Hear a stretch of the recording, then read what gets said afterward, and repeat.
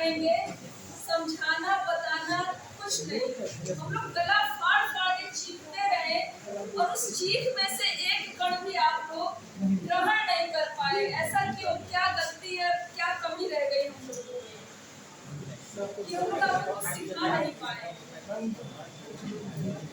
प्रयास लगातार हमारी रही, सब लोगों की रही, लेकिन उस प्रयास में से एक कण आप तक नहीं पहुंचा। ऐसी असफलता हम लोगों को क्यों महसूस हो रही है कि हम लोग कुछ नहीं, अनुशासन तक नहीं सिखा सके। इतना नहीं सिखा सके कि कक्षा में आप लोग शांति बना के रखिए।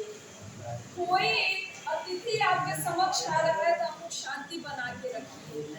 कोई उद्बोधन दे रहा हो, आपकी कक्षा रेगुलर कक्षा चल रही है, आप खड़े होइए दूसरे टीचर के आगे पर, लेकिन जब कोई वक्तव्य चल रहा है वहाँ आप खड़े होकर सकते हैं, क्योंकि वो जो आपको लेक्चर दे रहा है उसमें व्यवधान उत्पन्न होता है।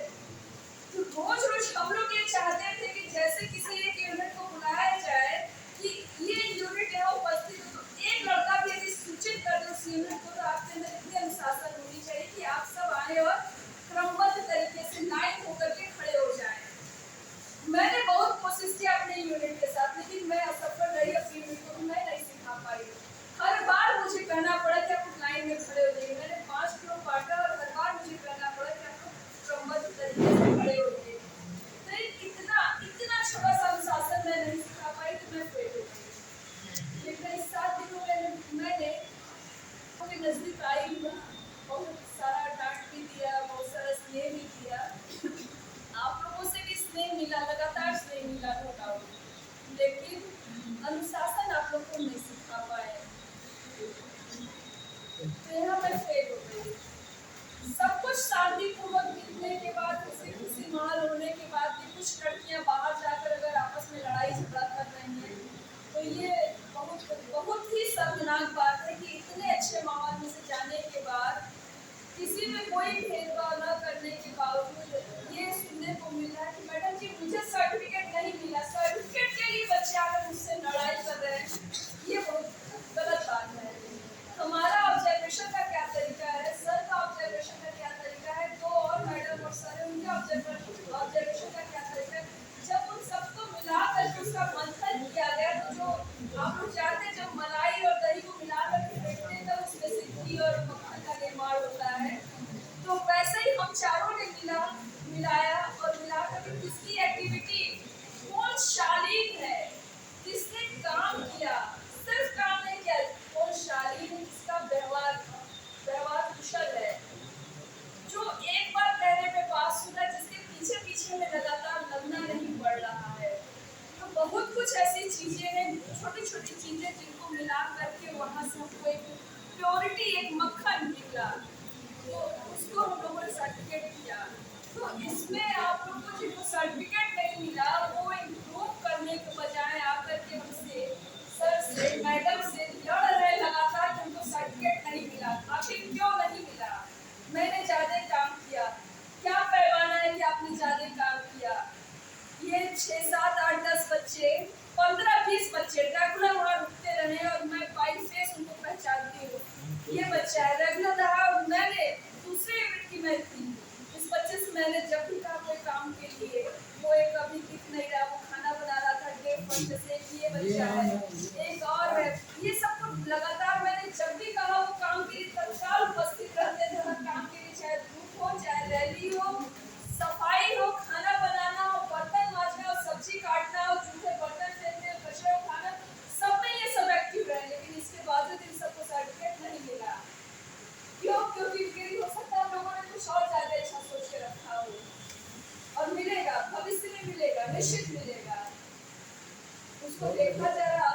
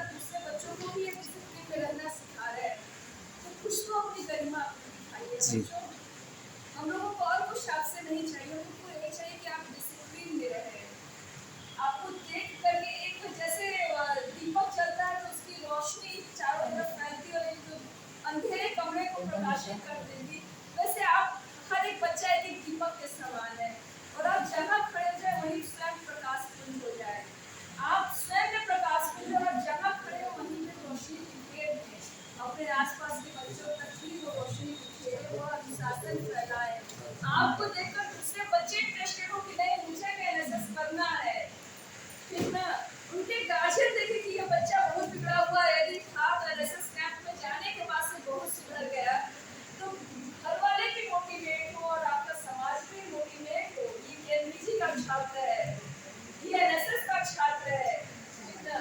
आगे जब आप कहीं और जाएंगे, आपका ये अनुशासन जब आप किसी इंटरव्यू देने जाएंगे, तो किसी भी इंटरव्यू में आप जाएंगे, आप अगर अभी सब अपने आप को अनुशासित रखेंगे, आपका हाव भाव, आपकी चलने की शैली, आपकी बात करने की शैली, आपके शब्दों का उच्चारण, ये सब क्या है बेटा, ये सब आपको आगे सिर्फ किताबी ज्ञान ही काम नहीं देगा, आपका अपना एक्सपीरियंस, आपके पहनने ओढ़ने का, आपको यूनिफॉर्म में रहने के लिए क्यों कहा गया है। हम सब जानते हैं आप 7 दिन से एक साथ हैं तो गंदा हो रहा है यूनिफॉर्म। Yes sir.